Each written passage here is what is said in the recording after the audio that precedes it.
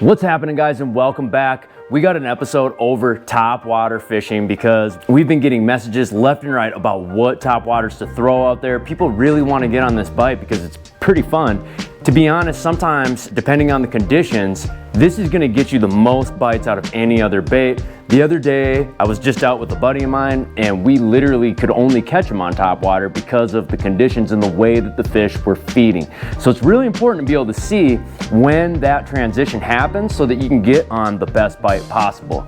I can tell you what, we've seen plenty of fish on flats, and we were throwing hair jigs, Ned rigs, several different types of moving baits, and we could not get those fish to commit.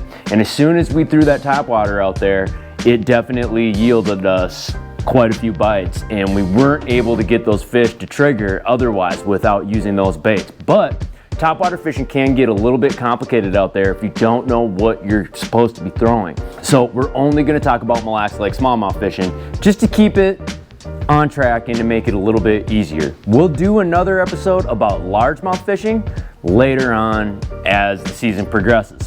Let's talk about this Mille Lacs Lake topwater bite. So for starters, number one, let's just break down a couple different types of topwaters that I like to use personally. So I love throwing these popper style baits. As you guys can see, you know, they make several different styles of these popper baits. And then of course you got walking style baits like this. And it's pretty crazy. I think this is like a 4-incher. You know, I think I own a 5-inch too. And then, you know, you got your classics. What are you doing here? This thing's kicking my ass. And then you got your classics like the Head and Spook, which is by far one of my favorite walking baits to throw. And I don't have the go-to color, which is bone white, but just picture this in that color. And that's like the classic color that everybody throws. But Head and Spooks, like it's a walking style bait. These are awesome. Awesome baits for on the pond. I like these ones too. I think the Rebel makes these ones, and these kind of have like more of a different type of action. I haven't really thrown this yet this year, but they have like a different style pop to them. They kind of do like more of a dive and kind of like some bubbles pop up over it, and it makes a really cool sound. And as you guys can see, they have a rattling sound too that follows it. Now, if you listen to these popper style baits, the rattle is really subtle. And if you listen to these walking style baits, kind of get these hooks, they got more of like a knocking sound to them. So sound is a big thing. It kind of puts off the notion that there's dying bait fish around or that something's like struggling in the water. Bass will absolutely gravitate towards that, especially these brown ones on the pond. They'll definitely gravitate towards that. But realistically, one of the things to really take note of when you're out fishing and you're seeing these fish come up and surface is what are they actually doing when they're surfacing these fish. Now, sometimes they're going up for bugs. Sometimes they're corralling fry underneath the water and pushing it up to the surface, which I seen yesterday.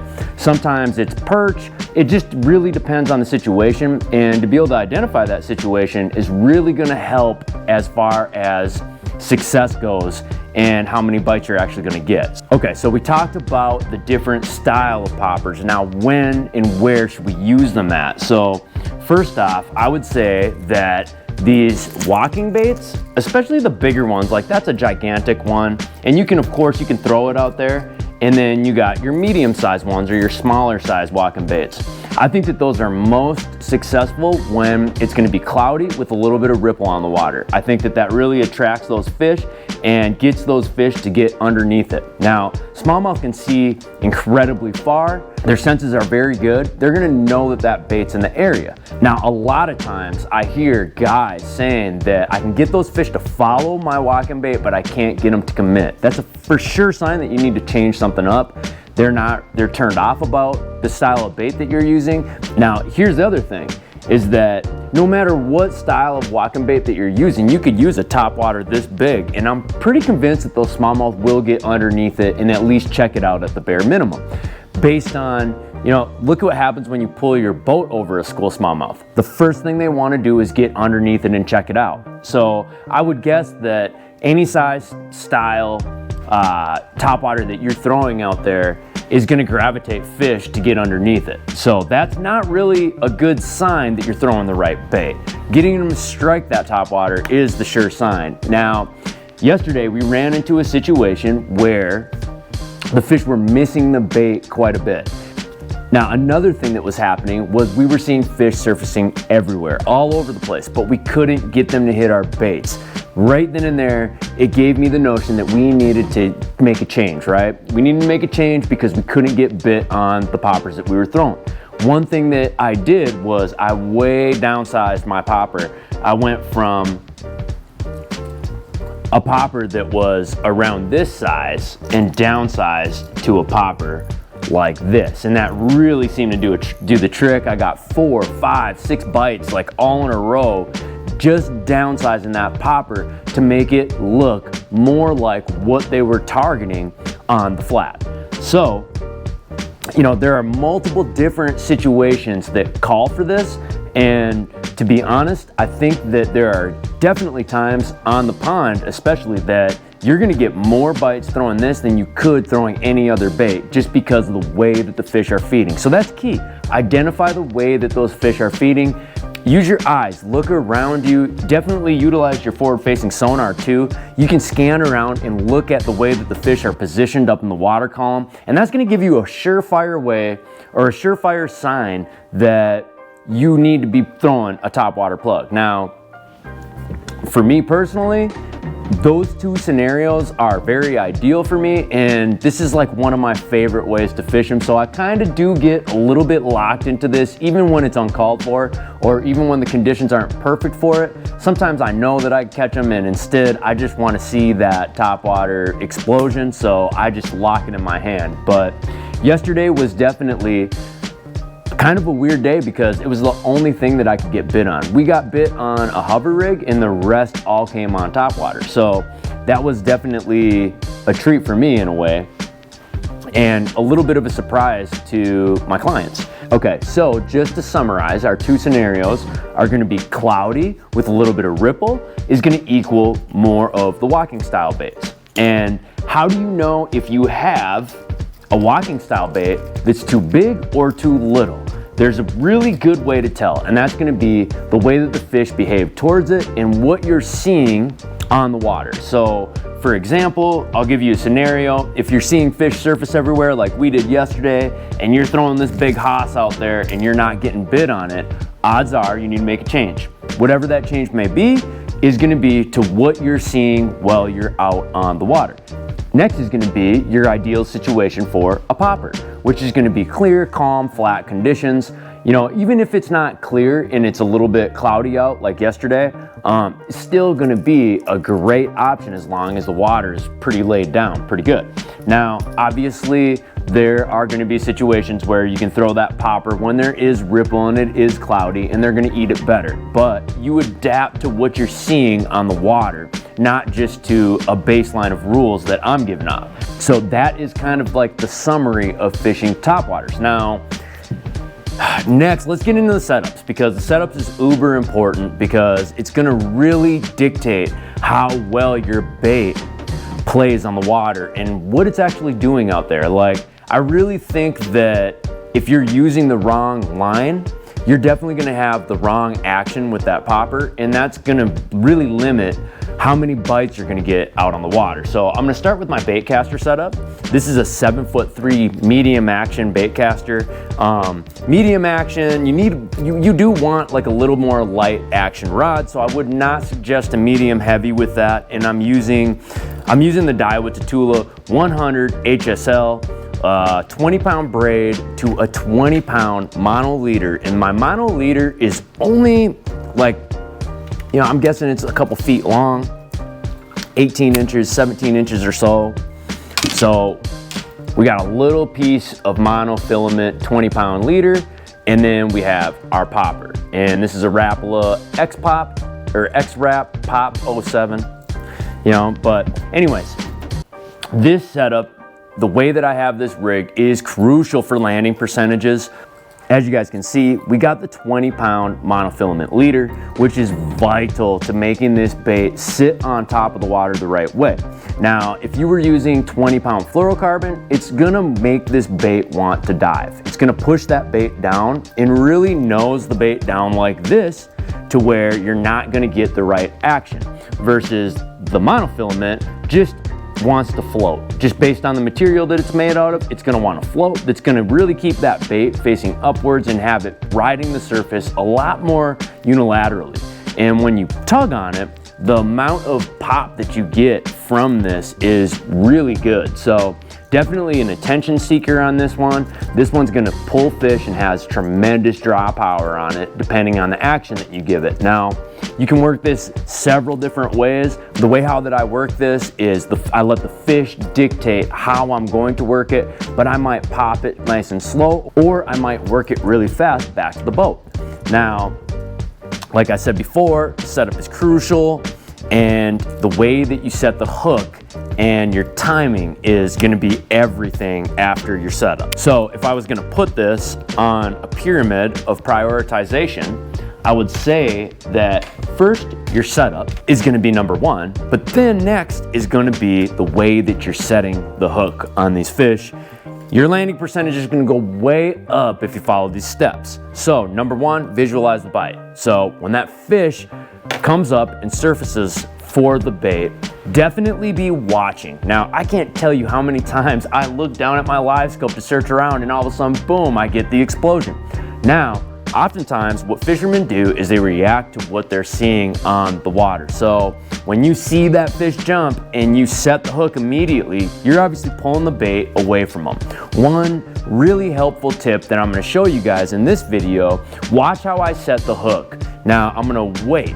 I see the fish bite, I watch him dive under, or I see the fish bite, I watch him take the bait underneath, and I see him dive, and I see immediate tension go into my line. Now, the line is slack, then all of a sudden the fish dives on it, and immediately I feel tension in the rod, and I start to feel my line go out, much like fishing like a weightless bait. If you're watching the line, you see it stiffen up or tense up, and that's when you know to set the hook. Topwater's not too much different, and it definitely gets your landing percentage to go way up. So I watch the line, I watch the fish dive on the bait, and as soon as my line gets tense, that's when I'm gonna lift up and set the hook. I'm not gonna swing wildly. You don't have to do that. I'm gonna swing pretty moderately, and I'm gonna hook up with that fish. That is vital to being able to have a higher landing percentage when you're using these baits. So definitely watch that, watch the fish take it down. And I tell my clients a lot of times, guys, that this is it's like fishing a bobber setup in a way. You watch your bobber floating, and then when you watch it go down, that's when you're gonna wanna set the hook. In a sense, it's kind of the same thing. Watch that fish surface on the bait. As soon as he eats it, you're gonna see that bait go down, and as soon as you can't see the bait anymore and you see your line go straight, there's a very good chance that he's got it engulfed, and you can go ahead and set the hook as any way that you want to, and you're probably gonna catch that fish. Now, I'm gonna show you guys what I do when we got us downsize. Yesterday, I was throwing this popper right here, and the action in the way that how much water that this popper moved was just a little bit too much for those fish to want to key in on it. One thing that I did notice yesterday is when I did pop this thing, it drew several fish in to at least get underneath it and take a look at it. Guys, that was a perfect sign right there that I needed to make a change, especially visualizing and seeing all the fish surfacing all over the place. It was a for sure sign that we got to make a change and we got to adapt to the conditions. So what we did is we downsized, and I'm going to show you guys the size comparison. Whoa, that was almost dumb. Look at the difference in size. Not much difference, guys. It's a matter of inches, literally. And the profile of it is just a little bit smaller and darker, right? Just a little bit darker, but that's the difference. So another thing, as you guys can see, the size difference is not very much, but the profile of the bait, the silhouette of the bait, if you were looking up on this popper, that popper moves a ton of water and brings a giant boil on the top of the water. And it doesn't kind of matter how you move that bait. Like, no matter what, I can move it really slow, But the way that bait's designed is it's designed to move a ton of water and pop and make a good explosion on the top of the water to attract the fish. Well, I can control the bait and the action of that bait and how much water it's moving just a little bit easier than I can with that one. That one, it's almost like it's programmed to have just a bigger amount of water explode and kind of push a big bubble over the top of it, versus this one is a lot more subtle. Now, outside of the silhouette and the amount of water moving, I really think that it attracts those fish to come up and just chew it. I'll show you guys this setup. So this is basically the same setup as the casting setup. This is a 7'3" medium rod, and then I have Daiwa J-braid 8-pound test tied to an 8-pound test leader.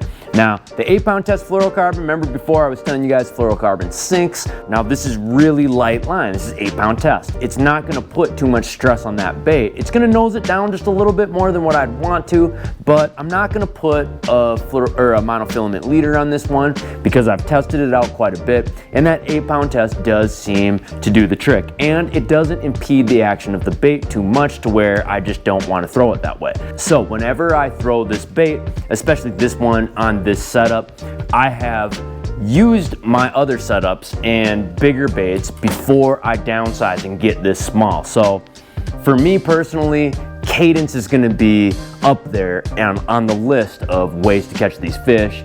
You look at this, like I said before, we got bait selection, then we got rod and reel setup for the landing percentage, but I did forget about Cadence. Cadence is kind of mixed in with the style of bait that you're using. You let the fish dictate how your cadence is gonna be, and it's a feel-good situation where, you know, when you're throwing it out there, you are judging it by the amount of bites you're getting, by the way that the fish are behaving and reacting to the way that you're moving that bait, and also the conditions that are given while you're on the water. So I like to start out with the biggest baits that I can get away with and moving it the absolute fastest that I can get away with, just to cover water and just make sure that I'm getting on the most active fish that I can get on. I don't know how many steps approach it is, but this is gonna be my approach to how I put big fish in the boat. And this is the month right now, you know, your late June, July period is gonna be the best time to get on this type of bite if the conditions are right.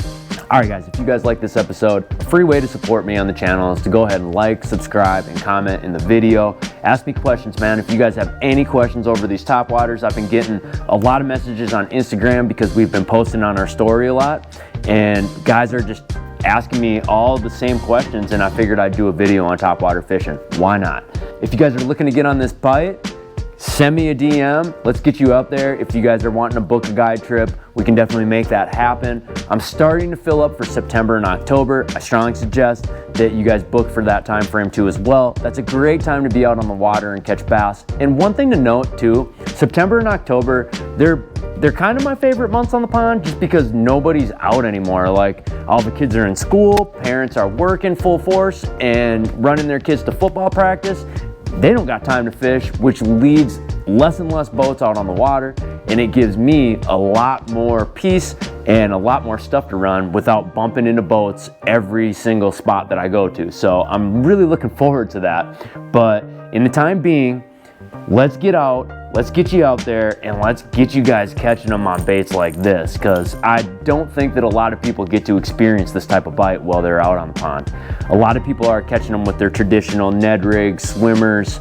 This is definitely a fun way to catch them, and I think that a lot of people should experience it. Most of the products that you guys seen in this video are going to be linked at the bottom. Guys, if you guys buy the products through my Omnia links, it helps the channel. Definitely drop me a comment down below on what you guys want to see in the future, what's going to make you guys watch these videos. I'm open to suggestions, man. I got my own kind of content calendar built, but I kind of want you guys to let me know what's going to keep you guys into watching these videos and what it is that you guys want to see the most of, or what you guys want to learn. And if I can help, I'd love to make a video on it. Until next time, guys, you guys know where you'll find me. You'll find me on the water. We'll see you guys.